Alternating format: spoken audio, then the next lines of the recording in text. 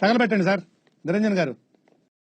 Hi friends, welcome back to my channel. నేను మీ food culture Niranjan. ఈ రోజు అయితే నేనైతే ఒక దగ్గరికి మ్యారేజ్కి అయితే వెళ్ళాను అనమాట. అక్కడ ఏం జరిగిందంటే ఏం జరగలేదు. ఇంక ఈ లోపల ఉన్న లొకేషన్ బట్టి ఇది ఏ మండపం మీకైతే తెలిసైతే ఉంటే కామెంట్ అయితే చేయండి. నాకైతే వరకు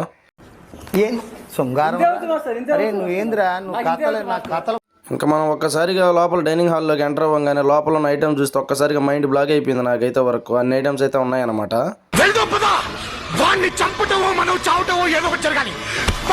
తలా ఒక ఐటమ్ ప్లేట్లో పెట్టుకుంటే నేను నిండిపోతుంది. అట్లాంటిది మీకు చూపిస్తా చూడండి. నేను అసలు ఏమేమి ఐటమ్స్ అయితే పెట్టుకున్నాను. ఇంకా ఎప్పుడు తిండి గురించి ఆలోచించుకోకుండా మ్యారేజ్కి అయితే వెళ్ళానమాట. మ్యారేజ్ హాల్ కూడా చూపిస్తా చూడండి, మండపం ఎలాగుందో. ఇంక ఈ మండపంలోకి లోపలికి ఎంటర్ అవ్వగానే చాలా మంది అయితే ఉన్నారన్నమాట. చాలా మంది వెళ్ళిపోయారు కూడా. ఇంకా నేను లోపలికి ఎంటర్ అవ్వగానే నాకైతే వరకు జ్యూస్ అయితే ఇచ్చారు. జ్యూస్ మరి అంత టేస్ట్గా ఏం అనిపించలేదు, కానీ పర్లేదు అనిపించింది. నాకైతే వరకు బాగానే అనిపించింది అనమాట తాగితే.